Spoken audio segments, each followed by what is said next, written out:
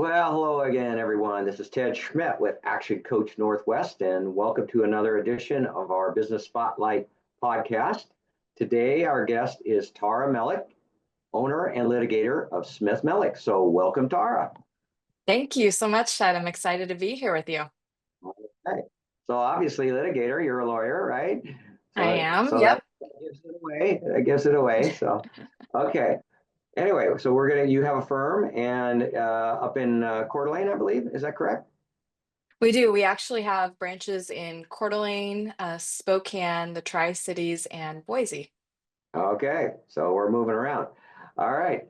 Well, let's get going on the questions here and give you an opportunity to share some of your business insights and ownership insights. So, first question for you. If you had to start from square one in business, what would you do differently?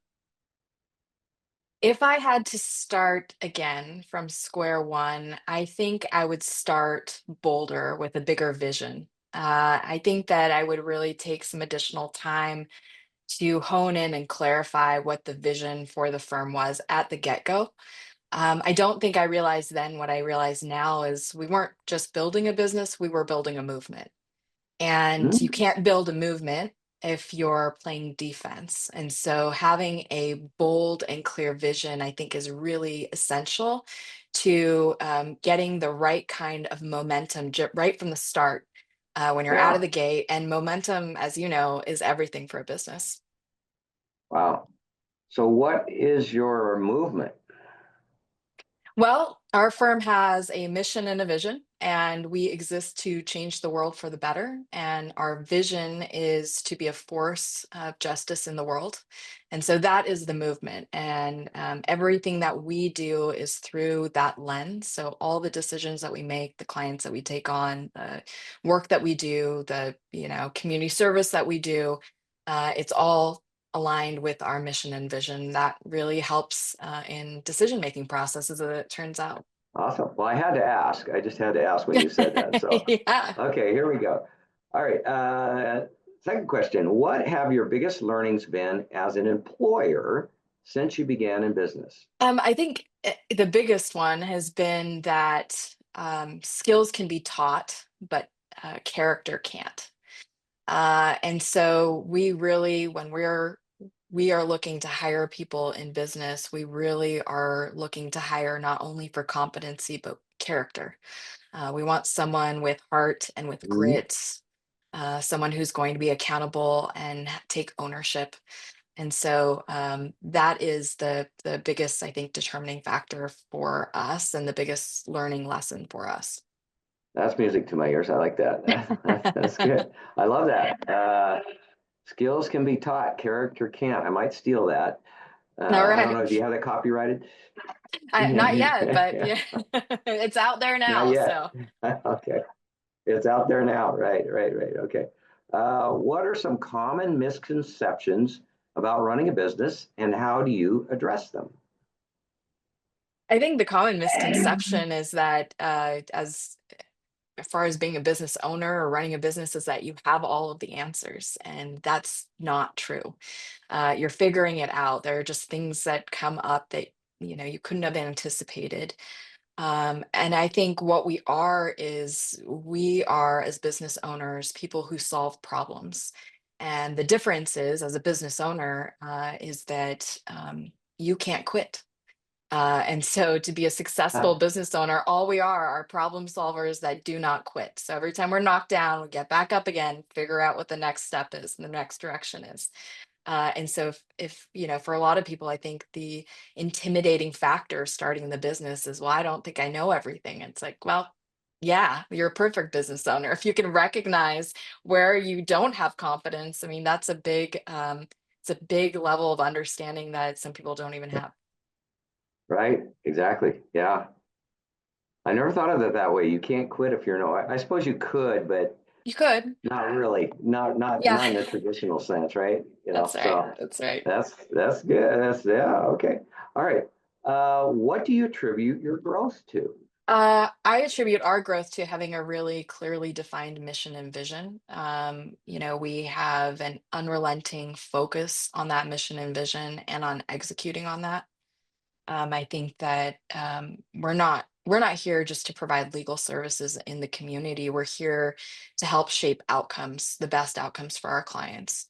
And so, having both a mission and vision that's outside ourselves, that's not focused on solely revenue growth, but is something bigger. I think helps create the momentum that brings and draws the right kind of people to the business, both in terms of employees, but also in terms of clients who have an alignment, and that mission and vision speaks to them as well. Yeah, attract the right clients. I like that. I like that. It's good. Yeah, focus, just not just focused on money. I think Right. businesses get caught up on that one too, and they don't realize that it's pretty transparent, and people see that, and then it's like, okay, Yep. how do you balance your personal life with the demands of running a business? Well, I think there's a misconception there because it's not about doing everything perfectly and having a perfect balance. That just doesn't exist. And I think that that's another lesson that I had to learn along the way. And really, what it comes down to is when I'm at work, when I'm, either doing legal work or when I'm doing operational or management work at the firm, I need to show up as my best self. And I can't show up as my best self if I'm not doing things to take care of what I need to be my best self. So, rest, time with family, time with friends, things that really fill my cup. Those aren't, I think people often think of those as extras or luxuries, and I don't think it is. I think those are the things that have to exist in order for you to ground yourself and to really show up fully present. And so, I try and encourage our team, especially to make sure, in the practice of law, it's really easy to burn out, to Mm, work, and you can work all these extra hours and weekends and nights, and sometimes that has to happen because of the project or the trial or whatever that's coming up. But um, taking time away to recenter and do the things that kind of ground you, re-energize you and reinvigorate you, allow you to rest so you can show up as your best self for your clients, for the community, I think is equally important. I like that. I like that insight there. Okay, I think hopefully our internet's hanging on here because I think you froze for a Yeah. second, and I think I froze for a second. Well, let's hope we keep going here. All right. Okay, so let's see how. Well, excuse me. What qualities do you look for in employees, and how do you foster a positive and productive work environment? I think you already spoke to that somewhat in your growth question, but do you have anything to add to that? I think what we're really looking for is people who want to join in this mission and vision that we're creating, this movement that we're building, and so that really goes to their character and to their values. I think that skills can be taught. They really can, for most people in most instances, and it's just as important to have someone who has great character. I think that talent gets you an interview, but that's not necessarily what gets you hired. Character is what gets you hired. And Mm. so, we're looking for people with grit. We're looking for people who, have accountability, who are thinking outside of themselves, who are growth minded. And so, all of those things are really important to us. So they have to fit with your values, and they have to have the character. So That's right. fit first, then talent and skill set is what I'm hearing. If I'm That's not right. misquoting it. So, okay, excellent. Wow, we are sailing through. Holy smokes, you are efficient. You might have the record here for time. I don't know. Okay. We're sailing along, right? Okay, believe it or not, we're on the second to last question. Wow. So, what question should I be asking you that I haven't? It's a really good one. I think the question that I wish I had known the answer to from others when I was uh, just in the early stages of this is what drives you when things get really hard. Because I think when everything is going right, it's easy. to be having a good time and to be going to the next task and checking things off your list. But when things get really, really hard and you want to quit, when everything is going wrong, when you're getting obstacles thrown in your way constantly, what is the thing that makes you get up and take the next step forward, or to put even the energy into problem solving? And I think in order to stay motivated, that's when having clarity of vision is going to be what rescues you. I think that's what is going to be that propels you to keep going instead of folding everything down and walking away from it all. Um, True leaders and leadership, I think, are shaped because of hard moments. I think that it tests your resilience. I think growth comes out of hardship, and that's probably not a popular phrase or idea, but it's the reality.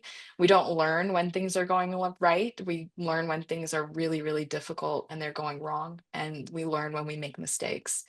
And so, it's a refocus on what is it that you're building here? Why is this worthy of your time? Why not walk away? And when you're building something bigger than yourself, you're building something bigger than a revenue generating entity, that will drive you. That kind of clarity is going to drive you to get up, because that's the legacy you're trying to build as a business owner. You don't want it to be for you don't want it to be for nothing. You're doing this for a reason, and going back and revisiting that mission and vision, I think, is really critical in those hard moments. Yeah. Okay. So vision and why is this worthy? So your why, what? Yeah. Okay. Very true. I mean, it's really hard to be an entrepreneur. It really is. It's really hard to run a business. It is, and anyone Okay. who survived the 2020 COVID knows it. It's Yeah. I Oh, think that absolutely. was probably the latest example, or the most recent example, big example across the board for so many people, of extreme hardship, and uncertainty. I think everyone was worried and scared, and when you're the owner, you don't have time to be scared. You can feel it, and then you're like, okay, now I got to Yeah. even lean further in, and just go for it and make the best moves I can Yeah. based on the information I have. Yeah. It was really tough, especially if you were in the wrong industry and you got shut down. And Right. um, Yep. yeah, that was Yeah. scary. So a lot of clients had that happen to them. So anyway, okay, last question, wrap it up here. Where do you see yourself in 5 years? And any words of advice for other business owners who are looking to grow their businesses? I see the firm as continuing to be a platform for change. I see it as a place that will continue to help people grow, and to empower people, making a difference in communities, empowering others to make a difference in their communities. I, I think that the one of the most important things that a business owner can do, or any leader can do, is help empower other people to be leaders as well. And so, I think that's critical. I think we need to share in that wisdom and knowledge and really lift other people up, because that's how this whole thing is sustained, is by other leaders rising up and Sure. stepping forward and being bold. Um, as far as what I would give as far as advice to other people or to other business owners, I would say get really clear on your why. Really, really clear, brutally honest conversation with yourself. Don't flinch. Why are you doing this? Why did you start this? And if the only reason you can come up with is revenue, then you're doing it wrong. Go back to the drawing board, start again. Figure out what is the thing that motivates you.